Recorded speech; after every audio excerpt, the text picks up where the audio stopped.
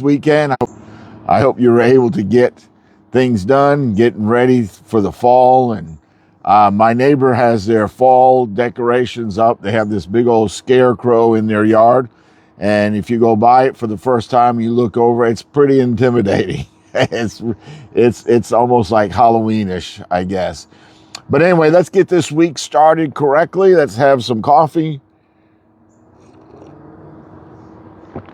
And let's visit for just a few moments. You know, I don't know what that, you've heard that statement before, you know, you have time to visit, let's visit. What does that mean? I mean, you're already there, you know, but I think it means, you know, let's have a conversation. Let's sit down. Let's talk. What's up? What's going on? What's taking place? Let me know what's going on. What's up? What's taking place in your life? Let's talk about these things.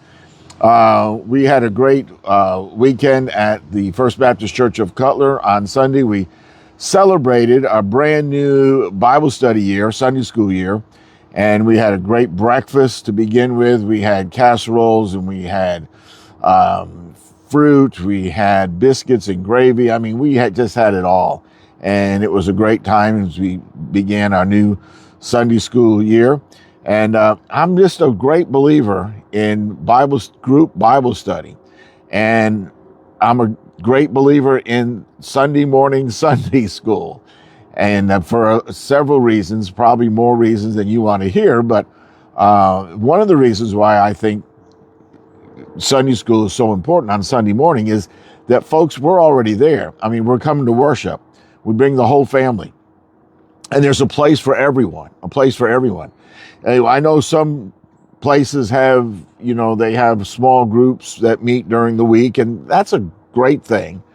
But the thing about Sunday morning Sunday school is that you don't have to think about, you know, childcare. You don't have to think about, well, is this person going to, is there a place for this person or a place for that person in my family? There's a place for everyone, and a place for our children to learn as well. So Sunday morning Sunday school is a great thing, and I just want to challenge you and encourage you to think about that. And, you know, like at our church, at the First Baptist Church of Cutler, we have several Sunday school classes, but maybe there's a class that you'd like, and, you know, certain group of folks that you'd like to have a class with.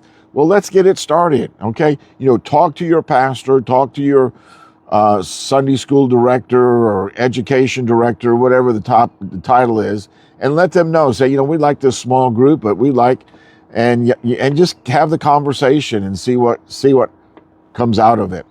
Anyway, welcome to the Monday edition of Coffee with Wes for September the 8th, 2025.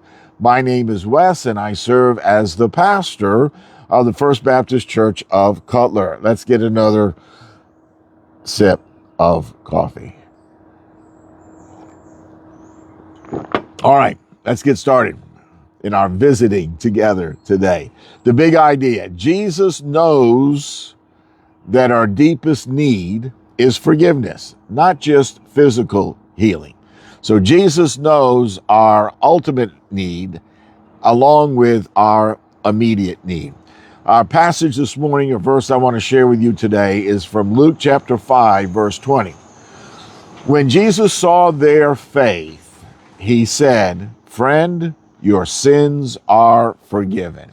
Your sins are forgiven. So a little background on this verse, and we're going to unpack this whole passage this week in Luke chapter 5. But here we find Jesus is teaching in someone's house, and it was crowded. It was crowded with people, and there were the teachers of the law from Jerusalem that were there, and they were listening to what Jesus had to say. And then suddenly, 4 men bring their paralyzed friend to Jesus, and they don't enter the room the traditional way. They lower him through the roof to reach Jesus. In other words, they tear up the roof. They bring this man and they bring him down to Jesus for healing. Obvious need, immediate need. But Jesus doesn't immediately heal this man. Instead, he first of all addresses the man's sin. So oftentimes, you know, we focus on the immediate need, right? for health, for finances, for relationships. And we end up ignoring our greatest need. And we don't do it on purpose, but it's the immediacy, the attention to the immediacy that gets us each and every time. And so Jesus reminds us here that no matter what else is happening, no matter what else is taking place in our life, our relationship with Jesus, our relationship with the Lord is most important.